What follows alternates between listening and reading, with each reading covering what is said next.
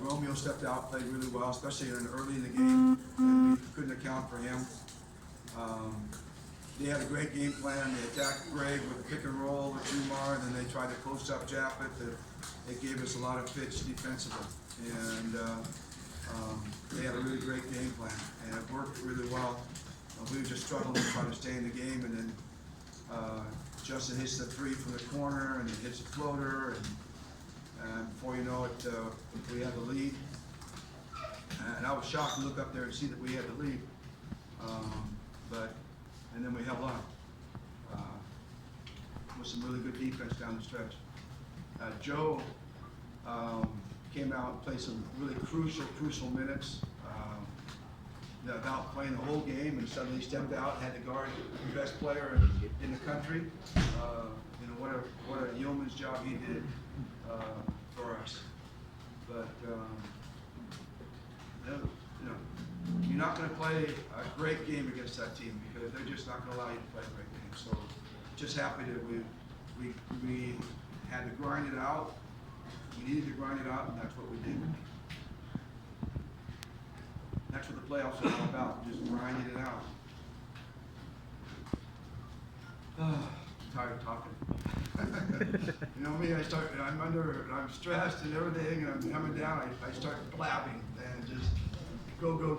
So I'll try to take a deep breath and allow you guys to either write something down or ask me something. Going to Gilas, how many practice? We're looking at, depending on what happens with the next set, what happens tomorrow, if they finish theirs off in a hurry, then we're looking maybe at 11 practices, including two-a-days. We'll be doing two-a-day practices that are scheduled. And if not, then we'll get hopefully 9 practices in. So we're looking at nine consecutive practices. And with this group, honestly, I think it's enough. I mean, I'm sure I would love to have more. I'd love to have more time. I'd like to have more games and go out and do certain things. But at this point, with the restraints that we have, I think it's enough. I think I can help them out enough that they can get into a system, both defensively and offensively, and have something to run that they can be pretty good at. So you're quite busy here in the playoffs. Do you have time to scout the opponents and the? Well, that's what I got Joe Machico for, and Jimmy Alapag. Jimmy knows a lot of the players from the ABL, and Joe is head of our scouting. And Joe is going to be traveling and seeing teams, and we've got video on most everybody already. So we have an idea. Again, it's not as much as we want, but it'll. We'll do what we have and go forward. But Joe Machico's done a tremendous job in terms of helping us get prepared. He's really on the ball, that guy. He's a real Ron Jacobs protege, you can tell. He leaves no stone unturned. Ron was such a detail-oriented, little details all the time, and Joe is exactly the same way. I'm really happy he's with us. The selection of final 12 was not very inspiring. Well, yeah, I tried to explain in the beginning that we would add 6 Ginebra players to the pool to help the coaching staff model and coach the other players into the system. And now Art and Scotty and to a lesser extent Greg really did that for us. Greg got injured, of course. And so they really did that. And basically for unless we have an injury or something, they've done their job. And they've done their contribution to the country. And it's a great sacrifice to come in there and do the work and not be able to play. But Art and Scotty are incredibly unselfish and great guys. Now Greg is another story. If Greg, he's still not feeling 100% with that thumb, if he can show us he's 100%, then we will very seriously think about making a change at the managers meeting and including him at that point. But he has to prove that he's healthy and that thumb has full range of motion. At that, right now, it's still 60-70%. So, he'll join us in practices, and we have an opportunity if there's an injury or something, they still make changes at the managers meeting the day before the tournament proper. I think that's December 3rd. So, the basketball tournament. So, it's a final 12, but there still could be changes, especially depending on how people feel after the quarterfinals. The other guys. Coach, how about attending another San Miguel advance? Well, they're just in front of us. We're not, we didn't talk about that. We didn't go into the locker room and say, hey, we're gonna end San Miguel's Grand Slam.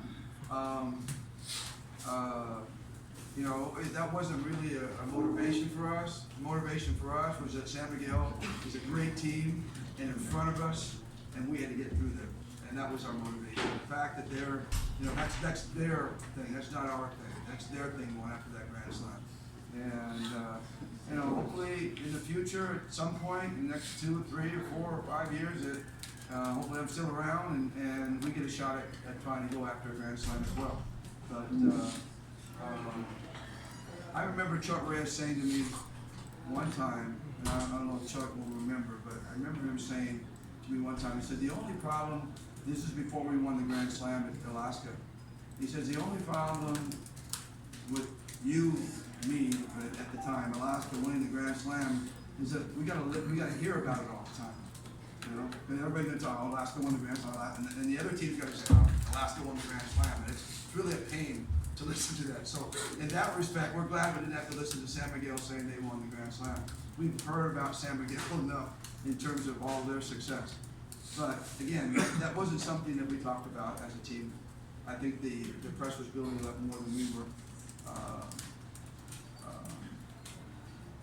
So it was, again, it was just a really great team. We had to get through it, and we certainly didn't want to play a second game against a team like that in a knockout game. So winning this first game was a huge goal for us. Huge goal. I think Coach Gary turned on the strike somehow affected. No, to me it looked like it motivated him, and Des Wells is a great player. No doubt about it, but I tell you, I'd rather go out trying to stop one guy than stopping 5. And we had to try to stop 5 guys tonight. And they played as a team, they moved the ball, they hit shots, they were sharing the ball, getting Junmar involved. We felt like in the last game we played them and eliminated, we didn't have to worry about Junmar. All we had to worry about was Des Wells. We shut down Des Wells, or we keep him contained, we're going to win the game. So it's always, to me, easier beating one guy than it is 5 guys. And tonight we played against 5 guys. So I thought they were really motivated. They played really well. Coach Leo had them ready. They came out, and we were lucky to stay in the game in the first half, stay close, because they were really outplaying us, and they had a great game plan. And we made some adjustments at halftime, which helped us out. Changed some matchups and changed some defensive schemes on the pick and roll that helped us a little bit better in the second half. But in the first half, they really beat us up, and we were lucky to be down 4 at halftime. So Coach Leo had them totally prepared, totally ready. And that's a team. The thing we did talk about is that we knew that San Miguel is the kind of team that knows how to lift their game. They can lift it up. They can lift it up defensively, and they can certainly lift it up offensively. And they really lifted their game tonight. And we just got some breaks down the stretch and able to win it. And it's that far from going into a game 2. I think they would have beaten just about anybody else tonight except us. Coach, do you think under the current conditions in the league, is it more difficult to win a Grand Slam now than maybe in previous years or previous decades? I just think it's really hard to win a Grand Slam. I mean, I don't care what decade you're in. It's really, really difficult to win a Grand Slam. I mean, how many? It was 19 years, 96 to 2014. That was what? 18 years, almost 18 years. 18, almost 19 years between Grand Slams. And then there was 2014, we haven't had one for since. Even though San Miguel has been the dominant team, they still haven't been able to win. It takes a lot. Everything has to come together to win a Grand Slam. You gotta have the breaks like tonight, I remember when we won the Grand Slam against, in 2014, we were playing Rain or Shine. And they had 2 wide open 3-point shots to beat us, to win the game. I mean, Paulie and Jeff Chandler, ironically. And they missed them both. What's the odds of that? I mean, they were literally all wide open. There was nobody within 15 feet of them. Ball had kicked out to them. They had 2 wide open 3-point shots. And so that's the difference between winning a Grand Slam and losing a Grand Slam. So everything has to come together perfectly, and you got to be able to be injury free. You don't lose an Arwin Santos. And that's why it's just so difficult. So I wouldn't say it's any more difficult now than it was then. 2014 was the last time we won one, so that was like almost 4 years ago, 4.5 years ago. So it's just really hard. People don't know how hard it is and how, I hate to use the word because I've been there and I've won a couple, but how lucky you have to be. I don't want to say I was lucky, but you have to have luck. You really do. You have to have luck to win a Grand Slam. And I was fortunate to have some luck with my team. You didn't get lucky in '98. Yeah, we got unlucky in '98 because we didn't get a chance to do it in the third conference. And that was probably our most dominant team, too. I mean, our most dominant, that would have been our most dominant third conference right there. Because we were, Kenneth was there, and we were primed.